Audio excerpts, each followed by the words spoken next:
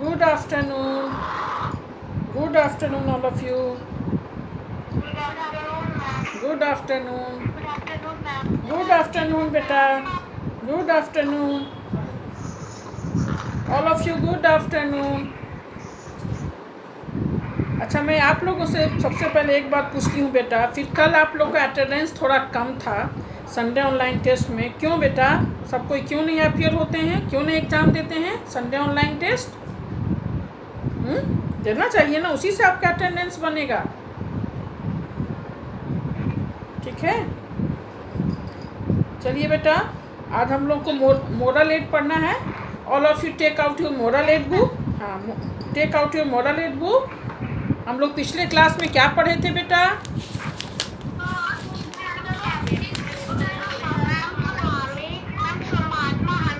हाँ, पिछले क्लास में उसके पहले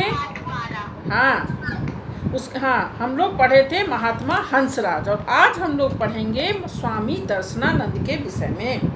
सो all of you take out your DS book and turn chapter 13 Swami Darshananand. Turn page number 42। Page number 42 सभी बच्चे निकाल लीजिए बेटा। सभी बच्चे पेज नंबर 42 निकाल लीजिए। आज हम लोग स्वामी दर्शनानंद पढ़ेंगे। सभी बच्चों ने निकाल दिया? ठीक है बेटा। हाँ, तो आज हम लोग स्वामी दर्शनानंद के विषय में पढ़ेंगे। तो स्वामी दर्शनानंद जो थे, ये स्वामी दयानंद के पक्के भक्त थे, पक्के अनुयायी थे। महर्षि दयानंद के अनुयायी साधकों में स्वामी दर्शनानंद का नाम विशेष महत्व रखता है। इनका जन्म कहाँ हुआ था? पंजाब के जगरांव नगर में, है ना। स्वामी दर्शनानंद का जन्म पंजाब के जगरांव नगर में माघ कृष्ण दशमी 1918 ईस्वी को माघ कृष्ण दशमी के दिन जन्म हुआ था। स्वामी दर्शनानंद दयानंद के अनुयायी साधक थे। जो अनुयायी साधक लोग थे, उनमें दर्शनानंद का विशेष महत्व है। इनका जन्म पंजाब के जगरांव नगर में 1918 ईस्वी माघ कृष्ण दशमी को हुआ था। 1918 ईस्वी माघ कृष्ण दशमी को इनका जन्म पंजाब के जगरांव नगर में हुआ था। इनके पिता का क्या नाम था? स्वामी दर्शनानंद के पिता का नाम क्या था? राम प्रताप। श्री राम प्रताप। हाँ बेटा, स्वामी दर्शनानंद के पिता का नाम श्री राम प्रताप था और माता का नाम श्रीमती हीरा देवी था। इनकी दर्शनानंद की माता का नाम श्रीमती हीरा देवी था। और बचपन का इनका नाम क्या था? नेतराम। उनके माता पिता ने बचपन में इनके माता पिता ने इनका नाम नेतराम रखा, लेकिन बाद में कुछ संबंधियों तथा पंडितों की सलाह पर इनका नाम बदलकर कृपाराम कर दिया गया। ये आपसे प्रश्न पूछे जा सकते हैं कि स्वामी दर्शनानंद के बचपन का क्या नाम था। तो स्वामी दर्शनानंद के बचपन का नाम इनके माता पिता ने नेतराम रखा, लेकिन कुछ संबंधियों और पंडितों की सलाह पर इनका नाम नेतराम से बदलकर कृपाराम कर दिया गया। उन दिनों हिंदुओं में बाल विवाह, हम लोग पढ़े थे ना दयानंद में भी कि उस टाइम में स्त्री और शिक्षा, बाल विवाह, छुआछूत आदि कुरीतियाँ हमारे समाज में व्याप्त थीं, फैली हुई थीं। तो उस समय भी, जब दर्शनानंद के समय भी बाल विवाह की कुरीतियाँ फैली हुई थीं, तो बाल विवाह की कुप्रथा चल रही थी और इस कुप्रथा के शिकार दर्शनानंद भी हो गए। और इनकी शादी 13 वर्ष की आयु में इनका विवाह पंडित सुंदर दास सूरी की पुत्री पार्वती के साथ कर दिया गया। उस टाइम में बाल विवाह की कुप्रथा चली हुई थी और उस कुप्रथा के शिकार स्वामी दर्शनानंद भी हो गए। और सिर्फ 13 वर्ष की आयु में इनकी शादी, है ना, सुंदर दास सूरी की पुत्री पार्वती के साथ हो गया। इनकी पत्नी का क्या नाम था? पार्वती। इनके पिता का क्या नाम था? श्री राम प्रताप। इनकी माता का नाम था हीरा देवी। हाँ, और इनकी पत्नी का नाम था श्रीमती पार्वती, पार्वती के साथ पार्वती। हाँ, और इनका जन्म पंजाब के जगरांव नगर में 1918 ईस्वी के माघ कृष्ण दशमी को हुआ था। बचपन में कृपाराम बड़े नटखट थे। उन्हें पतंगबाजी और घुड़सवारी का विशेष शौक था। अपने घोड़े गुड आफ्टरनून बेटा, good afternoon, good afternoon, good afternoon all of you, good afternoon. हाँ, तो ये बचपन में बड़े नटखट थे। इन्हें घुड़सवारी का बड़ा शौक था और पतंग भी इन्हें उड़ाना बहुत पसंद था, है ना। ये शैतान से शैतान घोड़े को अपने प्यार से बस में कर लेते थे। और ये गुड मॉर्निंग, गुड आफ्टरनून बेटा, गुड आफ्टरनून। और दूध में भींगी हुई जलेबियाँ ये अपने घोड़े को खिलाते थे और शैतान से शैतान घोड़ा भी इनके बस में हो जाता था। कृपाराम धून के बहुत पक्के थे। जो सोच लेते थे वो करके छोड़ते थे। एक बार उनके मन में द्वारिका और रामेश्वर की तीर्थ यात्रा करने का विचार आया। इनके पास पैसे नहीं थे और इनके परिवार में कपड़े का व्यापार होता था। तो जो एक कपड़े का गांठ 1400 में था, उन्हें सिर्फ ये 700 में बेचकर ये द्वारका और रामेश्वर की तीर्थ यात्रा पर निकल गए। और ये तो लेकिन बाद में जब इन्हें पैसा घट गया तब ये क्या किए, लुधियाना लौटते लौटते इनके पैसे ख़त्म हो गए। तब लुधियाना से अपना गांव जगरांव पैदल चलकर ही आए, क्योंकि इनके पास पैसे ही नहीं थे, भाड़े के बचे ही नहीं थे। कृपाराम बहुत मेधावी थे, मतलब इंटेलिजेंट थे, बहुत पढ़ने में अच्छे थे। उन्होंने संस्कृत, फारसी, गणित तथा दर्शन शास्त्र में अपनी बुद्धि की कुशलता का परिचय दिया। 19 वर्ष की आयु में उनके हृदय में वैराग्य की भावना आई, मतलब वैरागी बनने का भावना उनके मन में आया और वे घर छोड़कर चल दिए और उन दिनों जम्मू कश्मीर में चले गए। और उन दिनों भारत में स्थान स्थान पर महर्षि दयानंद के व्याख्यानों की धूम मची हुई थी। इन व्याख्यानों से, स्वामी दयानंद के व्याख्यानों से वे प्रभावित होकर वे पंजाब, हरिद्वार आदि स्थानों में घूम घूम कर वैदिक धर्म का प्रचार करने लगे। स्वामी दयानंद के संपर्क में आने से पहले वे वेदांती थे, किंतु जब स्वामी दयानंद के संपर्क में आए तब वे ईश्वर, जीव और प्रकृति तीनों को मानने लगे थे। और कृपाराम तर्क करने में, चूँकि वो दर्शन शास्त्र के ज्ञाता थे, वे तर्क करने में बहुत निपुण थे। एक दिन उन्होंने देखा कि दीनानगर में एक पादरी बाजार में भाषण दे रहा है। पादरी ईसाई तो अंग्रेज होगा, वह तो कट्टर विरोधी होगा वैदिक धर्म का।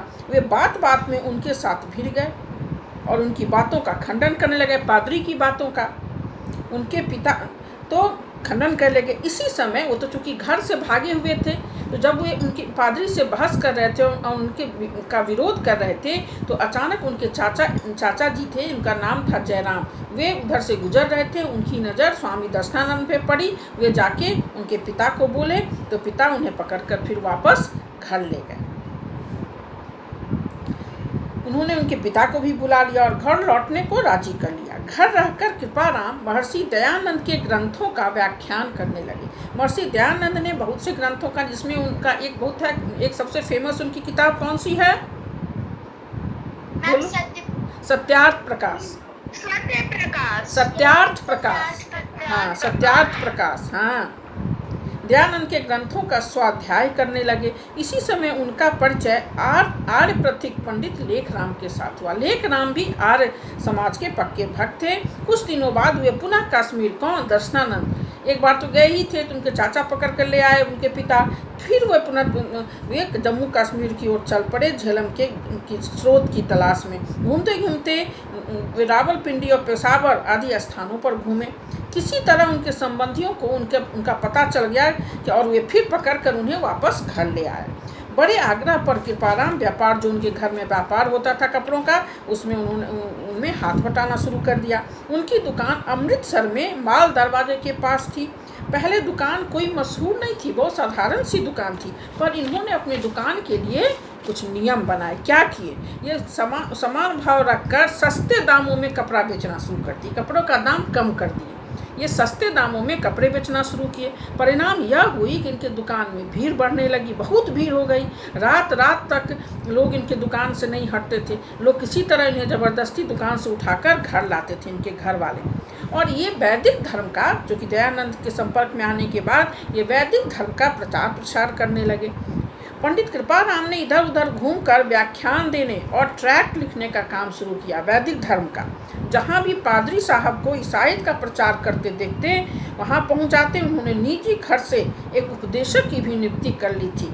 आर्य समाज के प्रचार के लिए दिन रात प्रचार करने की इन्हें धुन थी। जब सन 1883 ईस्वी में महर्षि दयानंद का निर्वाण हुआ, तब महर्षि दयानंद की मृत्यु हो गई। इन्होंने ऋषि ऋण चुकाने के लिए स्वामी जी द्वारा रचित कुछ ग्रंथों की सैकड़ों प्रतियां पाठकों में बांट दी, ऐसे ही बिना पैसे लिए। अपनी तर्कशीलता से पंडित कृपाराम ने अपने पिताश्री को ऋषि दयानंद का अनुयायी बना लिया। अपने पिता को भी दयानंद का अनुयायी बना लिया। उन्होंने सोने की बनी राम कृष्ण आदि की मूर्तियों को अपने कुलपुत्रियों के हवादान कर दिया। महर्षि दयानंद के मिशन को सफल बनाने के लिए पंडित कृपाराम ने काशी को गढ़ बनाया, काशी बनारस। उन्होंने 6 दर्शनों की व्याख्या की, गुरुकुल की स्थापना, आर्य ग्रंथों का प्रकाशन, शास्त्रार्थ, गरीब छात्रों की सहायता आदि अनेक कार्यों को अपनी योजना का कौन अंग बनाया? कौन? दर्शनानंद ने। महाभाष्य, कोशिकाएं आदि ग्रंथों को विद्यार्थियों के लिए सस्ता बनाने के उद्देश्य से उन्होंने प्रेस चलाया। बुक थोड़ी महंगी थी तो सभी नहीं ले पाते थे, तो अपने विद्यार्थियों के लिए अपना खुद का प्रेस खोल लिया और सस्ती में उन्हें बुक उपलब्ध कराने लगे। काशी में प्रचार का काम शुरू करने पर उनका कड़ा विरोध किया गया, लेकिन वे सूझबूझ से अपने विरोधियों के सरदार बटुकराम दयाल को बस में करके अपना रास्ता साफ कर लिया। उनको माने जो विरोध कर रहे थे उन्हीं को अपना बस में कर लिया। महर्षि दयानंद के इतने वे दीवाने थे कि एक बार लखनऊ नवल किशोर प्रेस पर कागज़ लेने के लिए घर से 1000 रुपये लेकर गए। लेकिन वहाँ उन्होंने सुना कि डीएवी के लिए चंदे दिए जा रहे हैं, तो वे रुपये से उन्होंने प्रेस वाले को पेपर के लिए नहीं दिया, वे चंदा के लिए दे दिया, है ना। उसके बाद उन्होंने जगरांव उनका गांव था, में वेद प्रचारक प्रेस की स्थापना की। मुरादाबाद में वैदिक धर्म प्रेस खोला। जालंधर, अमृतसर, लाहौर आदि शहरों में वैदिक धर्म का प्रचार किया। इस तरह यह वैदिक धर्म का प्रचार प्रसार करने लगे। अपने पिता को भी ये अनुयायी बना लिए दयानंद के। उत्तर प्रदेश के बिजनौर जिले में नजीबाबाद, धामपुर आदि कई स्थानों पर आर्य समाज की दर्शनानंद ने स्थापना की। दर्शन के विद्वान होने के कारण सन्यासी होने पर इनका नाम दर्शनानंद हुआ। आपसे ये भी प्रश्न पूछे जा सकते हैं, कोई पूछ सकता है कि नेतराम और कृपाराम से इनका नाम दर्शनानंद कैसे पड़ गया? कोई पूछ सकता है ना कि दर्शनानंद इनका नाम कैसे पड़ा? तो दर्शन के विद्वान होने के कारण, सन्यासी होने पर इनका नाम दर्शनानंद हुआ है। ये निःशुल्क शिक्षा के पक्षधर थे। इन्होंने बांदायु, सिकंदराबाद, वृंदावन, ज्वालापुर, पीठापुर बहुत से जगहों में गुरुकुल की स्थापना की। पंडित गणपति शर्मा, पंडित गंगाधर, पंडित भीमसेन शर्मा आदि के सहयोग से इन्होंने गुरुकुल ज्वालापुर को दूसरी काशी ही बना दिया। धार्मिक विषयों पर शास्त्रार्थ करने की इन्हें इतनी धुन थी कि अंतिम दिन में धार्मिक विषयों पर, किसी भी धार्मिक टॉपिक पर, धार्मिक विषय पर इन्हें शास्त्रार्थ करने की बहुत धुन थी, है ना। अंतिम दिनों में ये रुग्ण शैया मतलब मृत्यु शैया पर पड़े हुए थे। वे वहाँ भी अपनी चारपाई वहाँ ले जाने का, जहाँ की धार्मिक विषयों पर शास्त्रार्थ किए जाते थे, वे चारपाई अपने लोगों से, अनुयायी से कहते थे कि मेरी चारपाई उस स्थान पर ले चलो, मैं शास्त्रार्थ करूँगा। तो शास्त्रार्थ करने की इन्हें बहुत धुन थी। ये अपने चारपाई से ले जाने का आग्रह करते थे और विपक्षियों को परास्त, और वहाँ जाकर शास्त्रार्थ कर विपक्षियों को परास्त हरा देते थे। अपनी मृत्यु से 6 घंटे पहले तक इन्होंने शास्त्रार्थ किए। स्वामी दर्शनानंद मर रहे थे, मृत्यु शैया पर थे, फिर भी ये शास्त्रार्थ करने की इनमें बहुत बड़ी धुन थी। जहाँ सुनते थे कि कहीं शास्त्रार्थ हो रहा था तो लोगों से आग्रह करते थे कि मेरी चारपाई उठाकर ले चलो, और वहाँ शास्त्रार्थ करते थे और लोगों को परास्त कर देते थे। अपने मरने से 6 घंटे पहले तक इन्होंने शास्त्रार्थ किया। मरते समय इन्होंने ज्वाला दत्त पादरी जो ईसाई होता था को संदेश भेजा। क्या संदेश भेजा? कि तुम्हें वैदिक धर्म पर यदि कोई शंका है तो समाधान कर लो। ठीक 6 घंटे पहले, है ना, मरते समय इन्होंने ज्वालादत्त पादरी को संदेश भेजा कि वैदिक धर्म पर यदि कोई तुम्हें शंका है तो उसे समाधान कर लो, क्योंकि दर्शनानंद जा रहा है। मन की मृत्यु हो रही थी, तो दर्शनानंद जा रहा है, फिर न कहना। स्वामी जी का साहित्य दर्शनानंद ग्रंथ संग्रह नाम से प्रकाशित हुआ। इनका एक साहित्य था, तो वो किस नाम से उनका ग्रंथ प्रकाशित हुआ? दर्शनानंद ग्रंथ संग्रह। ग्रंथ संग्रह। ये प्रश्न भी आपसे पूछे जा सकते हैं कि उनकी जो पुस्तक थी, उनका ग्रंथ किस नाम से प्रकाशित हुआ? दर्शनानंद ग्रंथ संग्रह के नाम से प्रकाशित हुआ। ठीक है, हाँ, आप लोग देख के रखिए। पहला क्वेश्चन मैम किंजल। 1 मिनट बेटा रुक जाइए। मैं जिसे बोलूंगी वही बच्चे बोलेंगे, प्लीज। मैं पहले पूछती हूँ, पहला क्वेश्चन मैं तो देख लूँ क्या है। स्वामी दर्शनानंद का बचपन का नाम क्या था? ठीक है, किंजल बोलो। किंजल बोलो। मैं बोलूँ मयंकराज? पहले पेज नंबर 42। हाँ, पहला नंबर फर्स्ट, बच्चे का नाम स्वामी दर्शनानंद के बचपन का नाम नेताराम रखा गया। नेताराम नहीं, नेतराम रखा गया, लेकिन बाद में कुछ संबंधियों तथा पंडितों की सलाह से यह नाम बदलकर कृपा राम कर दिया गया। हाँ, बचपन में इनका नाम, हाँ, स्वामी दर्शनानंद के बचपन का नाम नेतराम रखा गया, लेकिन कुछ एक मिनट बेटा, आपसे दूसरे क्वेश्चन का आंसर पूछेंगे, एक ही क्वेश्चन का आंसर सब दीजिएगा। मैं पूछूंगी आपसे बेटा। स्वामी दर्शनानंद के बचपन का नाम नेतराम रखा गया। इनके माता पिता ने इनके बचपन का नाम नेतराम रखा, लेकिन कुछ संबंधियों और पंडितों की सलाह पर इनका नाम नेतराम से बदलकर कृपाराम कर दिया गया। फर्स्ट क्वेश्चन का आंसर यही होगा। पेज नंबर 42 का जो फर्स्ट पैराग्राफ है उसी में ये आंसर दिया हुआ है। पेज नंबर 42 फर्स्ट पैराग्राफ कि स्वामी दर्शनानंद के बचपन का नाम नेतराम था, लेकिन कुछ संबंधियों और पंडितों के कहने पर इनका नाम नेतराम से बदलकर कृपाराम कर दिया गया। ठीक है, अब मैं पूछूंगी, आप लोग सबसे पूछूंगी। ठीक है, चलिए जारा आप बोलिए तो। स्वामी दयानंद के व्याख्यानों का कृपाराम पर क्या प्रभाव पड़ा? स्वामी दयानंद के व्याख्यानों से प्रभावित होकर वे पंजाब, हरिद्वार आदि स्थानों में घूमकर वैदिक धर्म का प्रचार करने लगे। स्वामी दयानंद के संपर्क में आने से पहले वे अद्वैत वेदांती थे, किंतु अब ईश्वर, जीव और प्रकृति तीनों को मानने लगे। मयंक राज, आपके घर से आवाज आ रही है बेटा। मयंक राज,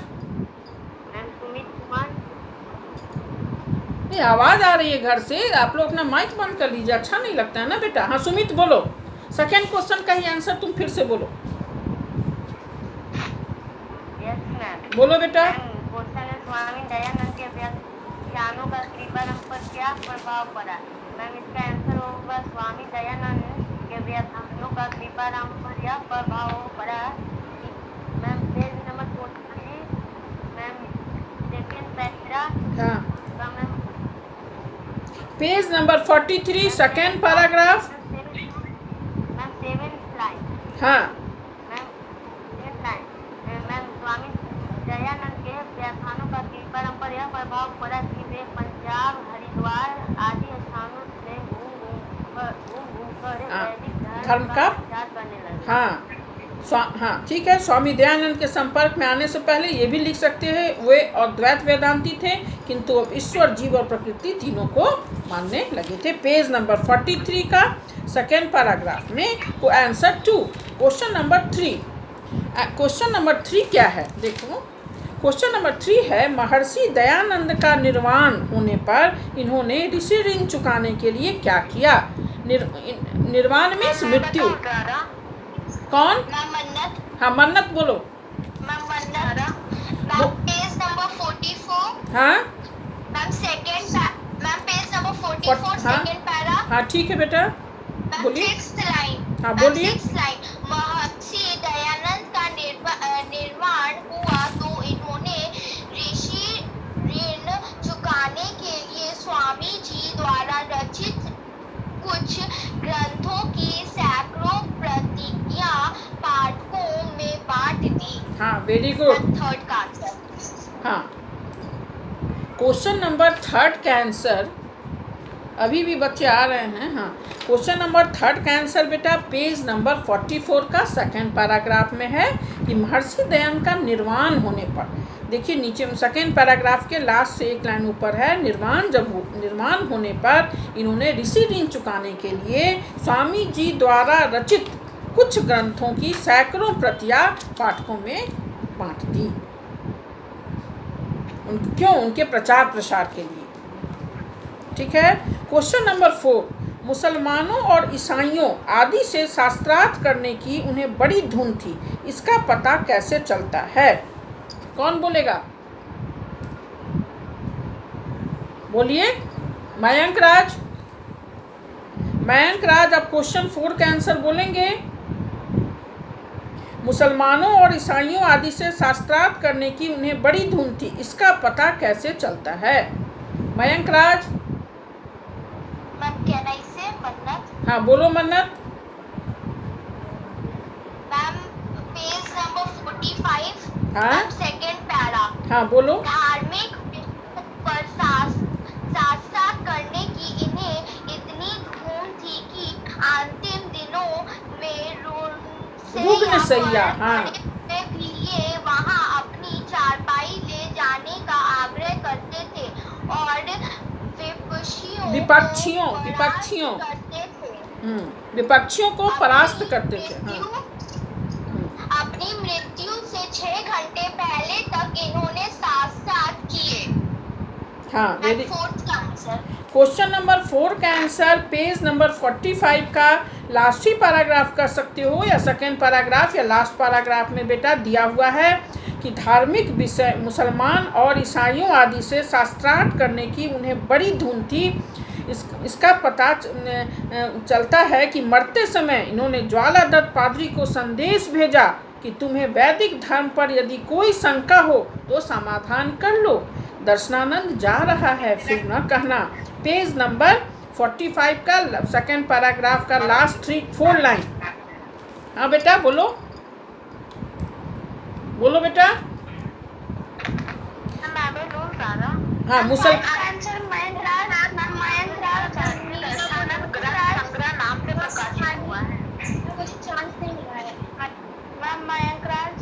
क्वेश्चन नंबर, पहले 1 मिनट, क्वेश्चन नंबर 4 का आंसर है, आप लोगों ने देख लिया, पेज नंबर 45 का आप लास्ट पैराग्राफ बोल सकते हैं या 2nd पैराग्राफ बोल सकते हैं कि मुसलमानों और ईसाइयों आदि से शास्त्रार्थ करने की उन्हें बड़ी धुन थी।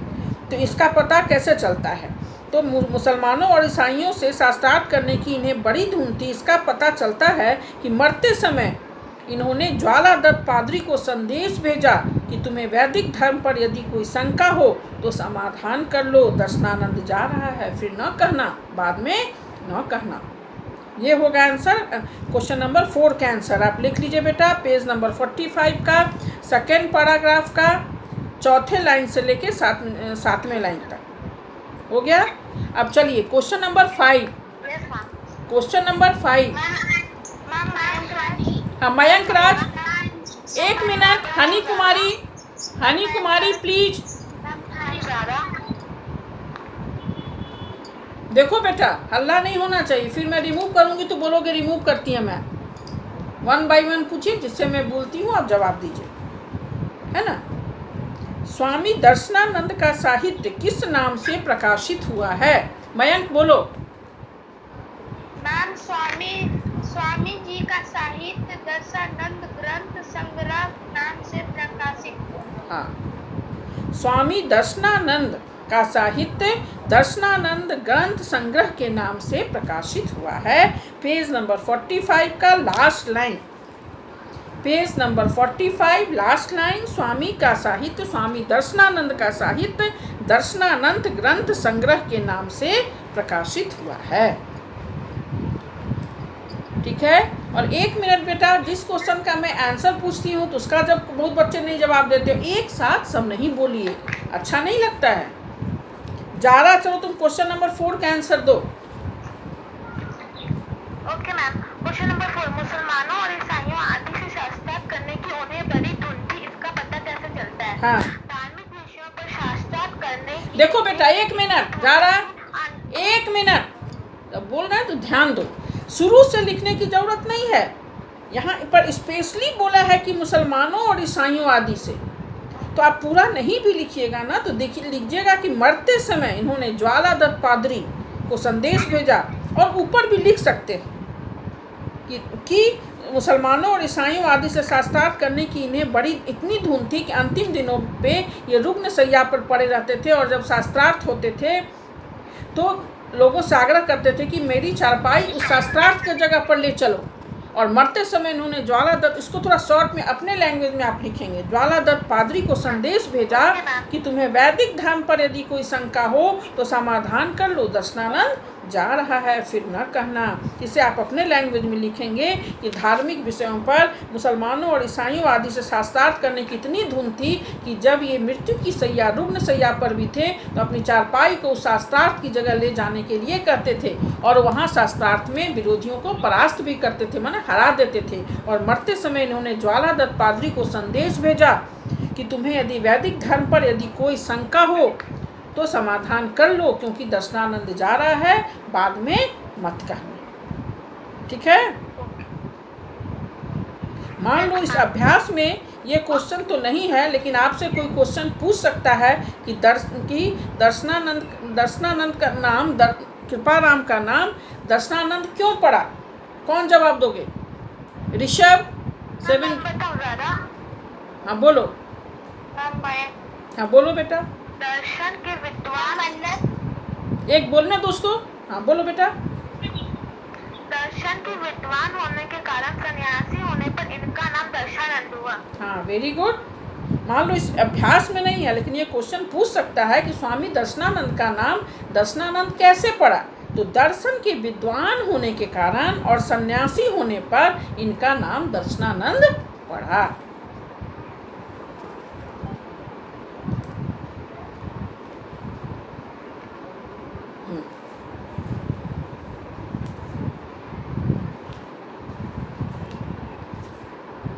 मान लो इसमें तो नहीं है, कोई पूछ सकता है कि इनका जन्म कहाँ हुआ था और कब हुआ था? तो इनका जन्म पंजाब के कहाँ हुआ था? जगरांव नगर में हुआ था। और कब? हाँ, और कब हुआ था? 1918 1918 माघ कृष्ण दशमी को हुआ था। विक्रमी को हुआ था, ये क्या हुआ? उसमें लिखा हुआ है ना, उसको आप अपने लैंग्वेज में लिखिए कि स्वामी दर्शनानंद का जन्म पंजाब के जगरांव ग्राम में 1918 ईस्वी के माघ कृष्ण दशमी को हुआ।